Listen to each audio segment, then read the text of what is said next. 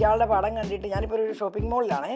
അപ്പം പടം കണ്ടിട്ടങ്ങ് ഒരാൾ കരഞ്ഞ് കണ്ണീരടിച്ച് ഒരു സെയിൽസ് പെങ്കൊച്ച് എന്നെ ഇങ്ങനെ എന്നോട് പറഞ്ഞു ഒരു വാക്ക് എനിക്ക് മിണ്ടാൻ തരണേ എന്ന് പറഞ്ഞ് ബഹളം ഉണ്ടാക്കും. അപ്പൊ എനിക്ക് പക്ഷെ നിങ്ങളെപ്പോലെ ഇങ്ങനെ മേക്കപ്പ് ചെയ്യാനൊന്നും എനിക്ക് പൈസ ഇല്ല. ചേച്ചി എനിക്ക് കുറച്ച് പൈസ തരാൻ പറ്റുമോ? മേക്കപ്പ് ചെയ്യാനോ? ആ മേക്കപ്പ് ചെയ്യാൻ പൈസ തരാൻ പറ്റത്തില്ല. ആണോ? പ്ലീസ്.